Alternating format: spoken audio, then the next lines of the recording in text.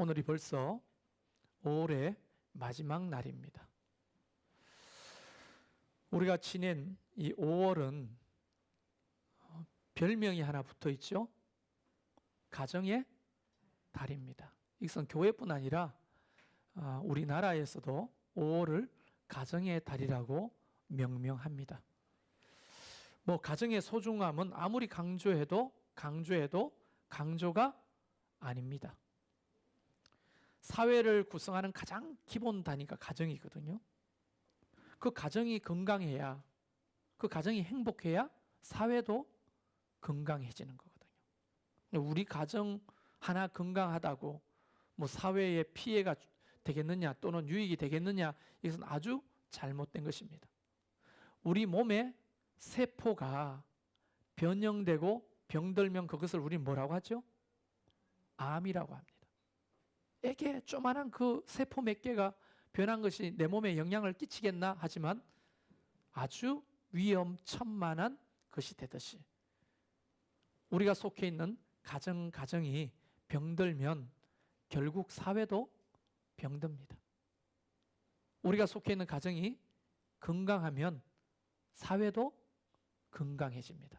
그래서 국가나 교회는 가정을 굉장히 중요하다고 계속 강조하는 거죠. 그렇다면 교회는 어떨까요?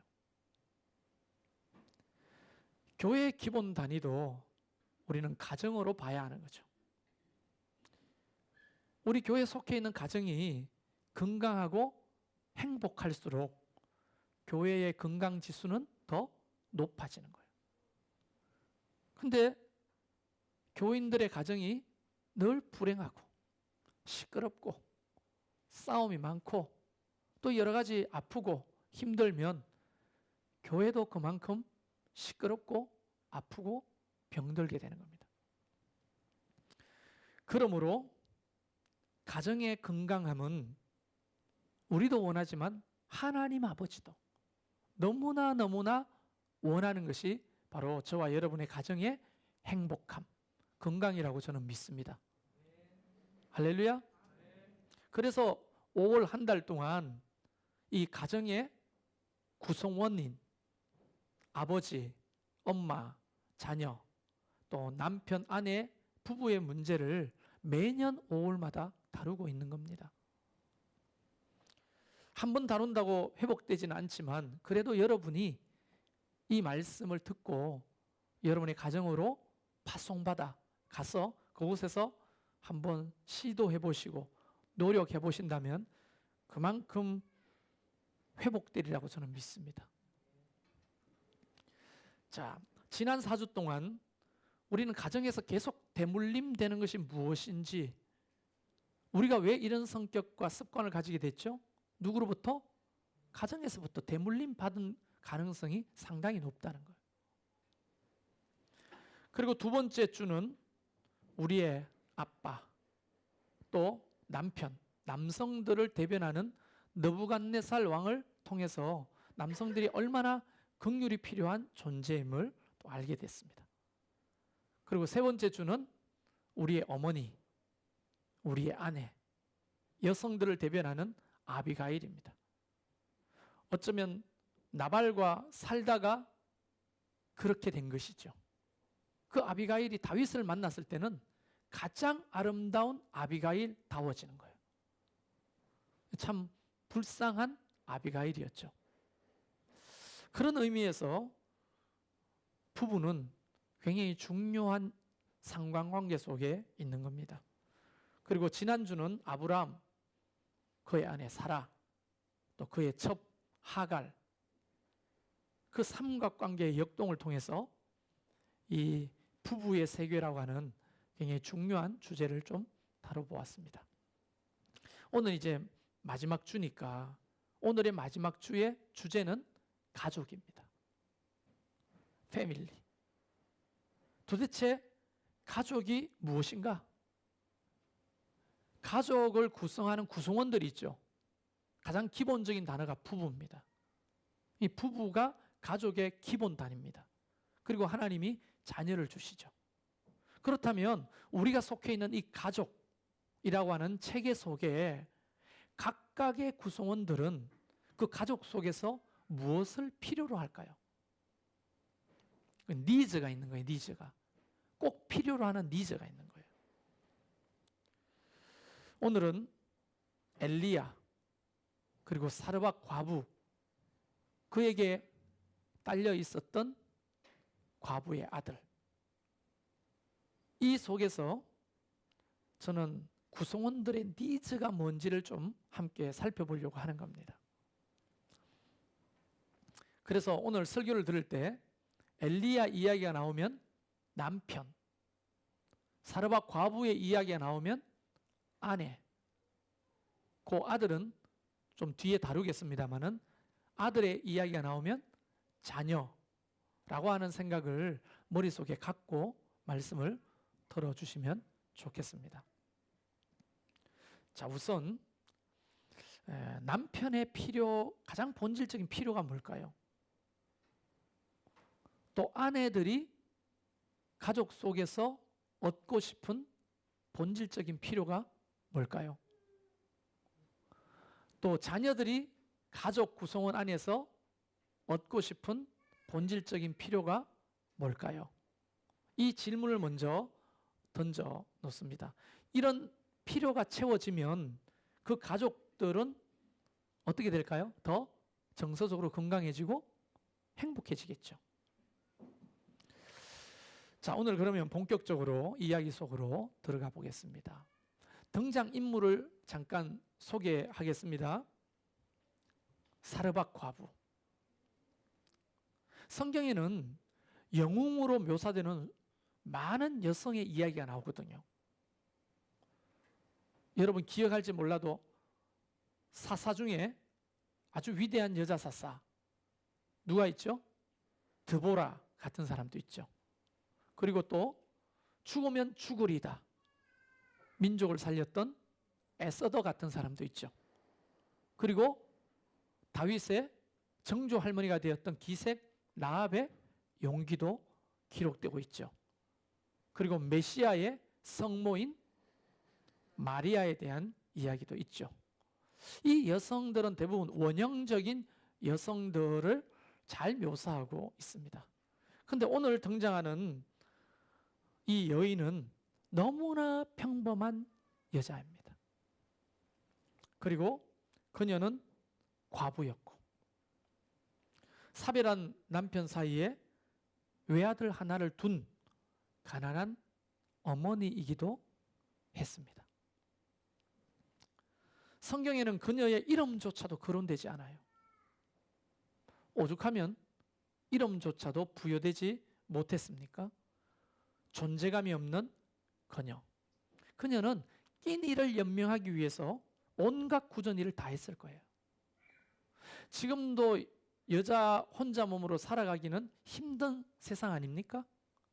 근데 지금으로부터 그 수천 년 전에 그 고대 사회 속에서 남편과 사별하고 아이와 함께 여자가 홀몸으로 살아간다? 이것은 가히 우리가 지금 사고방식으로는 아마 추측할 수도 없는 어려움 속에 있었을 거예요. 거기다가 지독한 가뭄이 들었습니다. 물론 이것은 이스라엘의 죄 때문에 하나님이 내리시는 징계였지만 그 속에 살고 있었던 이 여인은 땔감을 주우러 광야로 나갔습니다. 아이를 홀로 키우면서 살아가는 이 여인이 얼마나 많은 괄시를 당했을까요? 여러분도 그런 경험 없습니까? 여자라고 괄시당하고 무시당하는 경우. 그때는 더하죠. 짐승들과 같은 남자들의 조롱거리가 되고 놀이개감이 되고 그럴 위기가 한두 번이 아니었을 거예요. 하루하루 죽지 못해 살고 있었던 여자입니다. 자신의 생명 같은 이 아들이 아니었다면 그는 아마 몸 하나 근사하기 쉬웠을 거예요. 어쩌면 쉽게 돈을 벌 수 있는 창녀가 될 수 있었고 아니면 이 모진 세상 죽는 게 낫다 생각해서 그냥 확 죽어버릴 수도 있었겠죠. 근데 이 아들 하나 때문에 목숨을 부지하며 살고 있었다는 겁니다. 홀몸으로 살아간다는 것은 아주 위험천만한 인생이었다. 그녀에게 가장 필요한 것은 누군가의 보호, 그리고 그를 지켜줄 가장, 그리고 울타리. 그 여인이 가장 필요로 하는 것은 바로 안전입니다. 두 번째 등장하는 인물이 엘리야입니다. 자신을 죽이려고 서슬퍼렇게 달려들던 아합의 부인 누구죠? 이사벨. 성경에 등장하는 악독한 여인 중에 대명사였죠. 엘리야를 죽이려고 안달이 났습니다. 그것을 피해가지고 엘리야가 그릿 시내로 도망을 가는 겁니다. 하나님이 그리 가라고 하셨거든요. 그릿 시내까지 가가지고 몸을 숨길 만한 동굴을 찾습니다. 짐승처럼 그 동굴 속으로 기어들어가지고 하나님이 까마귀를 통해 물어주는 떡과 고기를 먹으면서 하루하루를 연명하고 있었어요. 그는 점점 지쳐가고 있었습니다. 급기야 극심한 가뭄 때문에 그 시냇물마저 바짝 말라버렸어요. 동굴 속에서 짐승처럼 살면서 이런 생각 해보지 않았겠습니까? 내가 무엇을 잘못했길래 이런 피곤하고 혹독한 삶을 살아야 하나? 끝없이 밀려오는 피곤함. 그럴 때마다 남성들은, 글쎄요, 이게 제 혼자만의 생각은 아닐 거라고 보는데요, 그럴 때마다 엄마가 따뜻하게 지어줬던 엄마의 밥상이 더 생각나더라고요. 이제 이 피곤한 삶을 청산하고 편안히 좀 쉬고 싶다, 이런 생각이 막 밀려오는 겁니다. 다듬지 못한 덥수룩한 수염, 관리되지 못한 짐승 같은 머리털, 그것이 오늘따라 그렇게 거추장스럽고 불편한 거죠. 이를 닦을 만한 물도 없었고 세수할 만한 물도 말라버렸습니다. 그럴 때마다 그는 그 옛날 어린 시절 단란했던 따뜻한 가정이 그립습니다. 어머니의 품이 그립습니다. 여호와 하나님의 부르심만 아니었다면 당장이라도 때려치우고 아마 자기 고향 뒷셉으로 돌아가고 싶었을 거예요. 엘리야는 지금 오늘따라 더 외롭고 고독합니다. 그에게 필요한 것은 안식할 만한 따뜻한 가정, 어머니가 지어주는 따뜻한 어머니의 밥상, 안정이 가장 필요해 보입니다. 이것이 오늘 등장하는 두 사람의 이야기입니다. 탈진할 때쯤 갑자기 여호와 하나님이 엘리야에게 찾아오신 거예요. 그리고 이렇게 말합니다. 너는 일어나. 누워 있었다는 걸까요? 탈진했다는 거죠. 이제 지칠 대로 지쳤다는 겁니다. 너는 일어나. 어디로 가라고 말씀하시냐면 시돈에 속한 사르밧으로 가라고 명령하십니다. 그리고 이렇게 말씀하시죠. 그곳에 과부가 너에게 음식을 줄 것이다. 얼마나 황당한 명령입니까? 생각해 보세요. 여러분은 지금 머리에 그림이 안 그려지니까 그냥 이렇게 멀뚱멀뚱하고 듣고 있지만 엘리야가 있었던 그릿 시내를 우리가 지나왔거든요. 지난번에 사해 저 아래, 지금은 이제 요르단 땅입니다. 그곳에 지금 숨어 있는데 사르밧으로 가라? 시돈에 속한 사르밧은 갈릴리 왼쪽 오른편이에요. 직선거리로 160km예요. 한 끼 얻어먹으라고 160km를 보내요? 여러분 가겠어요? 여러분 배고프다고 생각해 보세요. 배가 너무 고파요. 하나님이 여러분에게 나타나셨어요. 야, 대전으로 걸어가라. 거기 너를 위해 한 끼 대접할 사람을 준비해 놓았다. 갈 사람 손 들어보세요. 왜 웃어요? 요즘 같은 세월 한 끼가 어딘데 가야 되지 않나요? 일주일 동안 쉬지 않고 내내 걸어도 갈까 말까 한 그 거리입니다. 한 끼 얻어먹기 위해서 그곳을 가라는 말이 얼마나 황당하겠어요. 근데 이 한 끼는 한 끼의 문제가 아니라는 것을 지금 오늘 이 말씀 속에서 뭐 하고 있어요? 이야기하고 있는 거예요. 한 끼의 문제가 아니라는 거예요.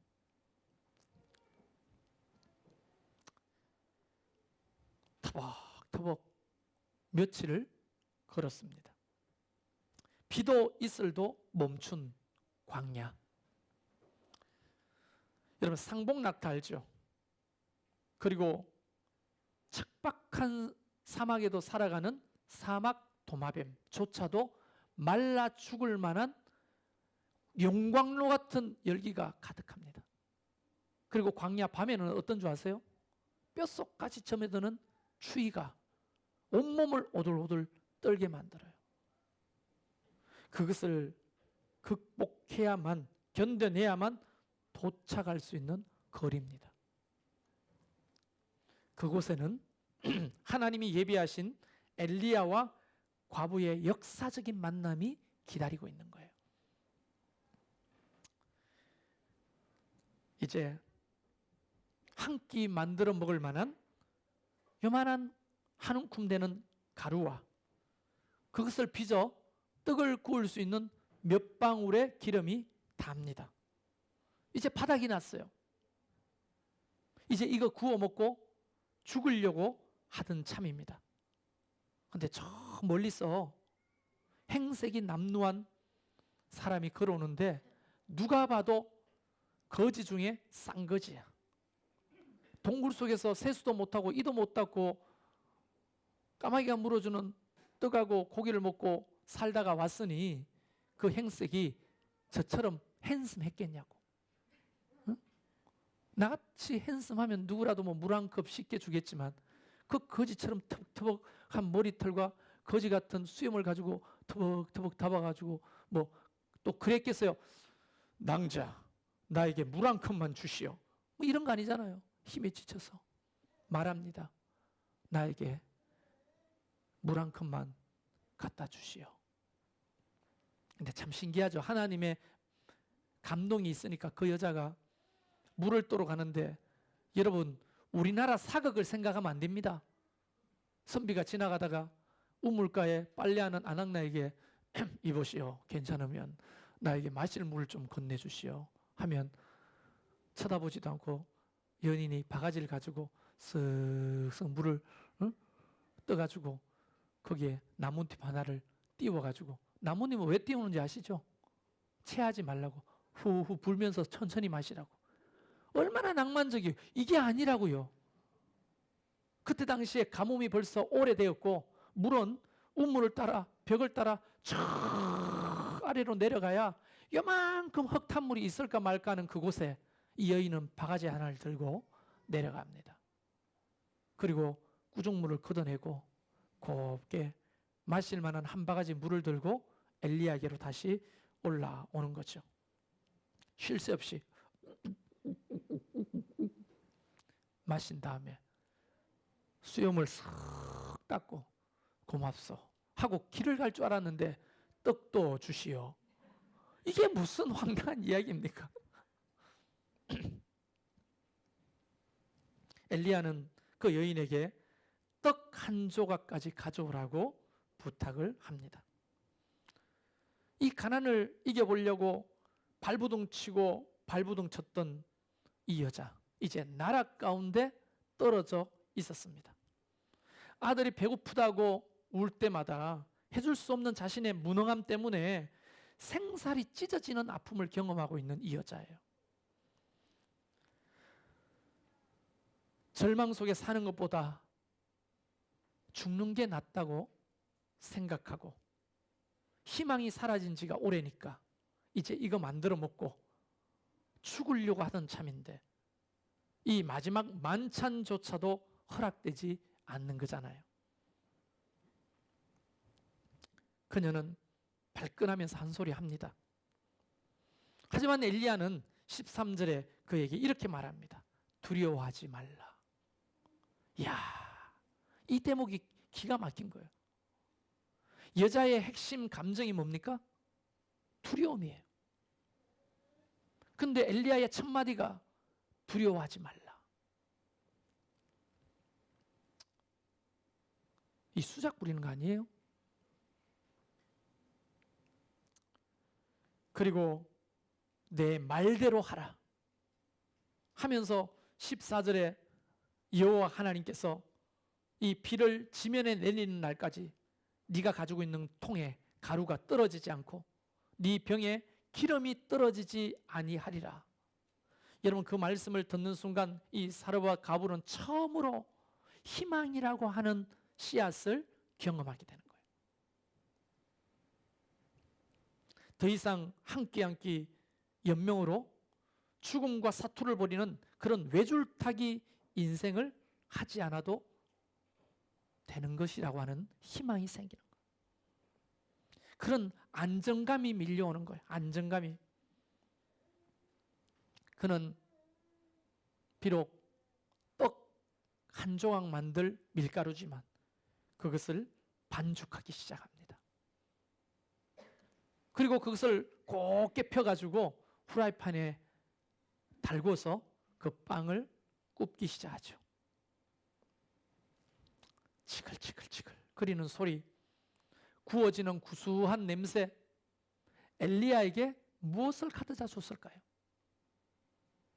시골에 가면 불 때는 연기, 밥하는 냄새, 된장찌개 냄새가 골목길에 싹 올 때 우리 남성들은 뭘 느껴요? 푸근함, 안정감, 고향이구나, 어머니의 품이구나 하는 거 느끼잖아요.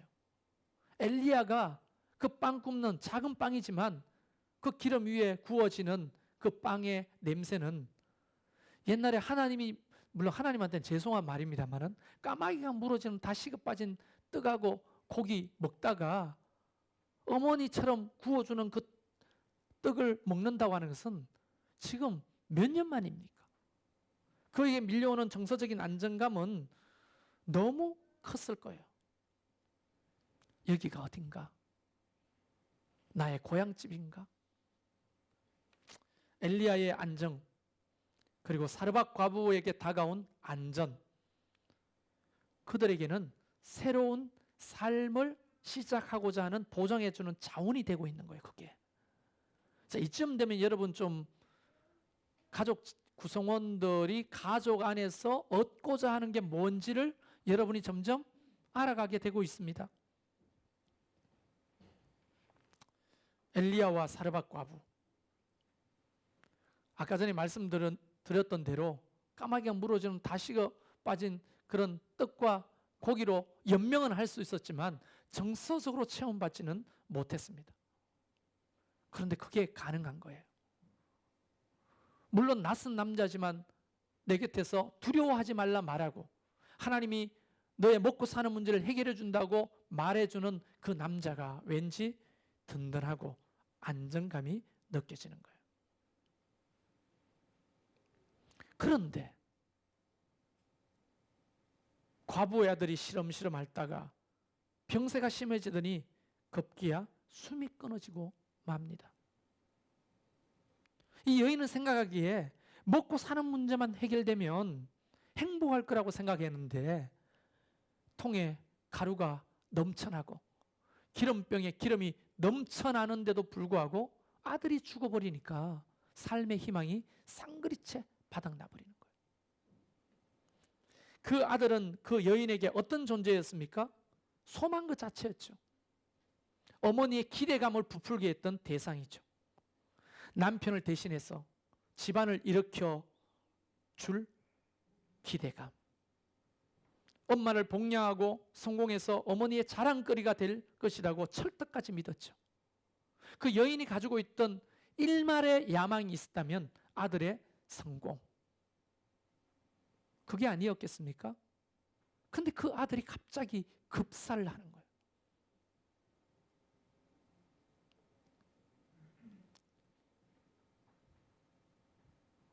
그때 엄마는 깨닫습니다. 자녀란 나의 필요를 채워주는 대상이 아니죠. 나의 꿈과 야망을 대신 이루어줄 대상이 아닌 거죠. 그 자녀는 존재만으로도 너무나 감사한 존재죠. 저도 예본이 신년이 키우면서 특히 예본이에게 아주 미안했어요. 피아노를 잘 쳤는데 우리 음악하는 사람들 알기는 배가 고파. 그래서 예본이에게 은근히 뭘 요구했냐면, 야, 피아노 치는 의사 어때?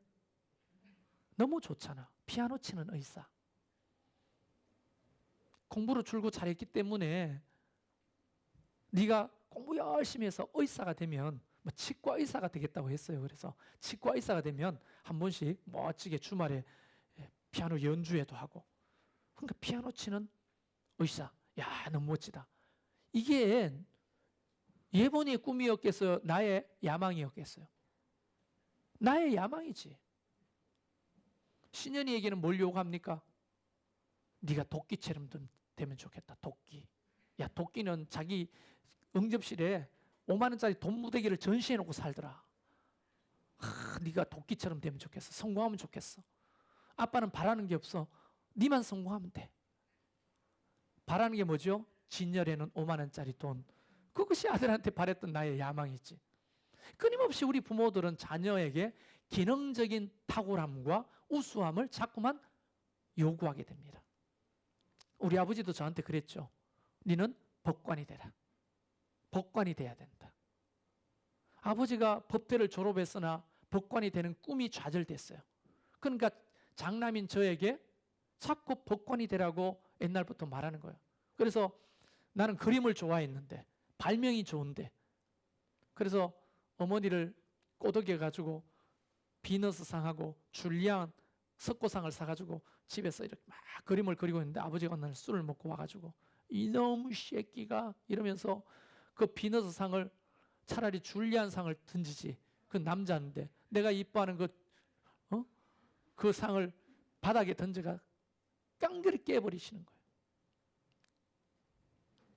아버지는 늘 나 장남에게 뭔가를 요구했느냐? 아버지가 이루지 못한 꿈을 대신 해결해 달라고 늘 구걸 했어요. 근데 나는 그게 아니야. 근데 예본이가 없어 보니까요, 그냥 아무것도 못 해도 좋다. 꼴찌해도 좋다. 피아노 도도 못 쳐도 좋다. 내 곁에만 있어주면 좋겠다 하는 생각이 있는 거예요. 세월호 그 유가족들도 똑같은 얘기를 하더라고. 너 1등 해라. 좋은 대학 가라. 이거밖에 못하냐? 저래밖에 못하냐? 했는데 사람만 있어주면 좋겠다는 거예요. 드디어 이 부모가 깨달아지는 게 뭐냐면, 자녀는 내 소유물이 아니고 내 꿈을 대신 이루어질 대상이 아니라는 거예요. 존재만으로도 선물이 되는 대상. 그게 우리의 자녀들이죠. 그런데 뭘 지금까지 그렇게 요구를 하시는지. 1등이 되라고. 그러니까 이 기도를 옛날에 굉장히 많이 했는데, 물론 성경에 나오는 이야기입니다만은 싫어요, 저는. 머리가 될지언정 꼬리가 되지 않게 해달라고. 여러분, 꼬리 없는 용을 생각해 보세요. 그게 용입니까? 여러분, 돼지 머리 어때요? 돼지 꼬랑대기까지 붙어 있어야 돼지지. 돼지 머리만 있으면 그 돼지입니까? 자꾸 꼬리가 머리가 될지언정 꼬리가 되지 않게 해달라고 옛날에 교회, 우리 모교회 장로님들이 그렇게 기도를 했어요. 그럴 때마다 꼬리에 붙어 있던 저는 너무 좌절이 심한 거야. 저는 꼬리였거든요. 생각해 보세요.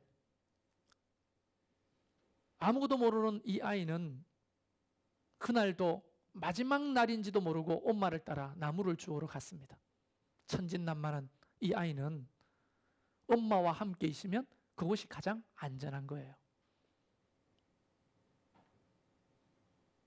나무를 줍는데 아이가 나뭇가지를 하나 주워가지고 펄짝펄짝 뛰면서 엄마에게 가져다 줍니다. 이것이 마지막 만찬이라고 엄마는 생각하는데 아이는 천진난만하게 나무를 주워다가 엄마 손에 올려주는데 엄마는 그 아이에게 웃어줍니다. 비록 마지막 식사라 할지라도 아이가 불안하지 않도록 오, 내 새끼 잘 줍네? 헉, 이걸 주워와서 머리를 쓰다듬어 줍니다. 편모, 편부, 가정에 살아가는 자녀들이라도 조부모와 살아가는 아이라도 주 양육자가 끊임없는 관심을 가져다 주면요, 그 아이는 병들지 않아요. 자녀들은 부모의 관심과 사랑을 먹고 살지 밥과 국을 먹고 사는 것이 아닙니다. 산의 진미를 차려준다 할지라도 부모의 관심 밖에 있는 자녀들은 잘 될 리가 없는 거예요. 물론 지나친 관심도 병들게 합니다마는 유기는 더 병들게 하는 거예요. 엘리야, 우리 남편들은 가정에서 안정을 필요로 해요. 어머니의 따스한 밥상을 늘 그리워합니다. 어린 시절 학교 갔다 돌아오면 어머니는 늘 우리를 기다리고 있었죠. 물론 우리 가정은 좀 달랐습니다만 학교 갔다 오면 늘 저 대성이가 콜찌질 흘리고 날 기다리고 있었죠. 예. 그리고 저 친구도 학교 갔다 오면 엄마가 없고 늘 똑같은 냄새 나는 꾸리꾸리 나는 형이 기다리고 있을 뿐이죠. 그게 너무너무 힘들었어요, 사실은. 그리고 보셨죠? 잔소리하는 내 여동생과.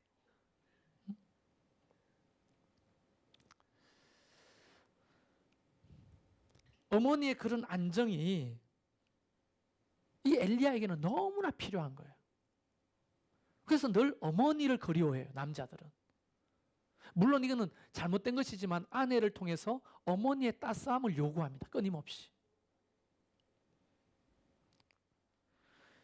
여러분 18장에는 우리가 읽지 않았지만 이 이야기가 끝나는 18장에 넘어가면 무슨 이야기가 나온지 아십니까? 그 위대한 엘리야, 하늘에서 불을 내리고 그리고 수백 명의 바알의 선지자와 아세라 선지자를 단칼에 죽여버리는 영적 대청결 운동을 시작했던 위대한 엘리야의 이야기가 18장에 시작되는 거예요. 그 18장이 시작되기 전에 17장에서 무슨 이야기가 나온지 보십시오. 이 음악이 깔려야 점점점 분위기가 좋아져요. 이 17장에서는 수년간 불안했던 엘리야의 내면의 에너지가 채워지고 있는 거예요. 그리고 그 응축된 에너지를 가지고 드디어 18장에서 하늘에 불을 내리는 위대한 선지자가 되는 거예요. 만약 17장이 엘리야에게 존재하지 않았다면 18장도 있을까요, 없을까요? 없습니다. 왜 굳이 18장에 불을 내리던 그 엘리야의 이야기 앞에 17장이 기록되어 있냐는 거예요.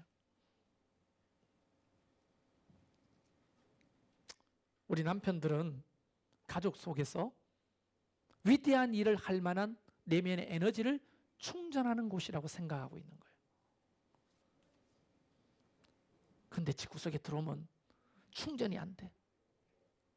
얼마나 바가지를 끌고 대는지. 직장에서도 바가지 끌키다가 들어왔는데 집구석에서도 바가지를 끌키. 물론 애 키우고 살림하는 게 힘들지 않다는 말이 아닙니다. 남편도 직장에서 지칠 만큼 지쳐 엘리야처럼 걸어 들어왔는데 이야기를 조금 바꿔보겠습니다. 엘리야가 터벅터벅 걸어옵니다. 사르밧 과부를 만납니다. 근데 사르밧 과부에게 물 한 잔 주시오 하는데 사르밧 과부가 내가 할 말을 네가 안 해? 이렇게 말한다면 이게 얼마나 절망적인 순간이겠어요.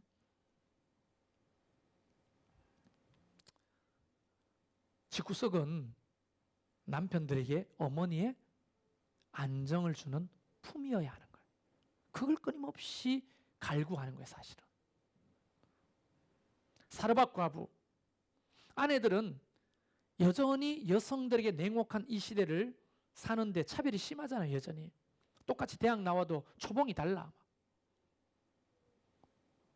왜 김대리한테는 커피 한 잔 부탁해 안 하면서 김양한테는 커피 한 잔 부탁해 이 말을 왜 합니까?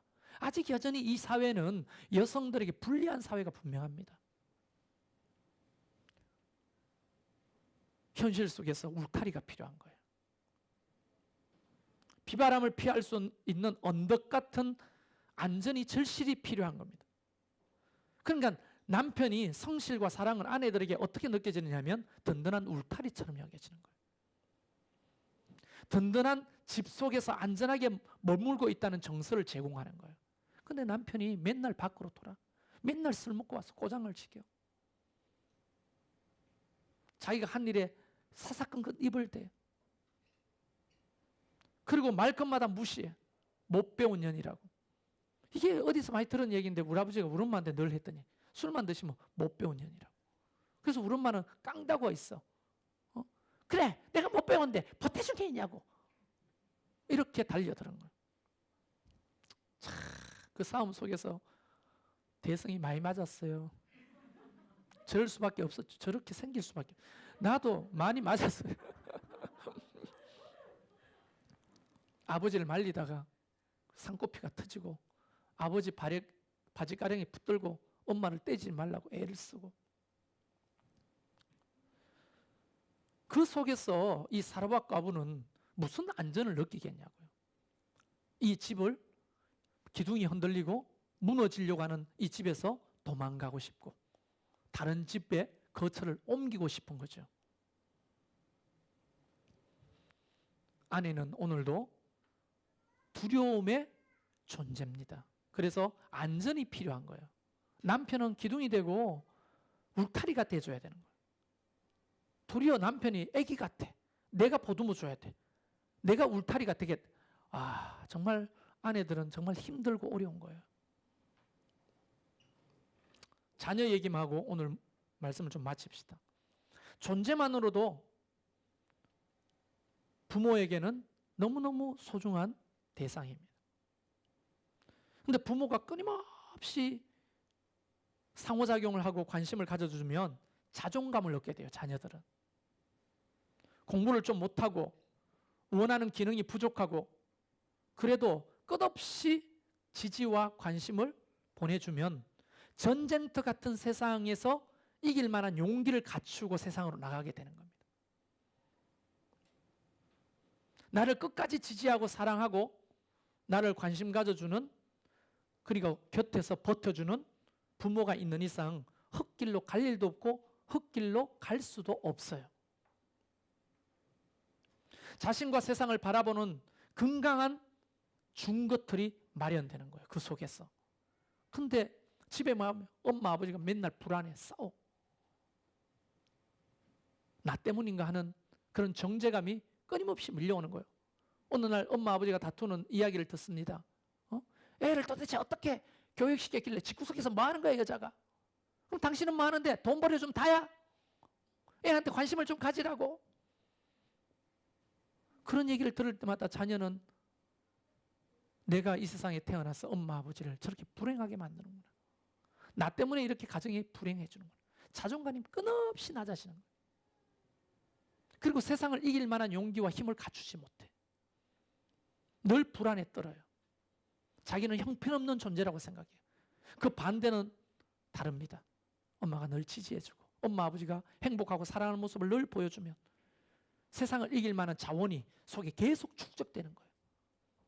그 용기가 생기는 거예요. 엄마 아버지가 존재하고 있다는 사실만으로 든든한 애는 분리불안이 사라집니다. 어떤 공원이나 마당에 가면 엄마 아버지가 있다는 걸 쓱 들어보고 멀리까지 갈 수 있는 힘이 생겨요. 그런데 그렇지 못한 아이들은 맨날 돌아보고 그 주위에서 떠나지를 못해. 분리불안이 생겨. 아이들은 우리 자녀에서 사랑이 필요한 거예요. 관심이 필요한 거예요. 남편에게는 안정을, 아내에게는 안전을, 자녀에게는 사랑을 경험시키는 곳, 그곳의 이름은 가족입니다. 패밀리. 여러분의 가정은 어때요? 남편에게 그것이 제공되고 있나요? 아내에게 그런 것들이 제공되고 있나요? 자녀들에게 그런 것들이 제공되고 있나요? 그것을 좀 반성하면서 우리 하나님 앞에 기도하는 시간을 잠깐 갖겠습니다.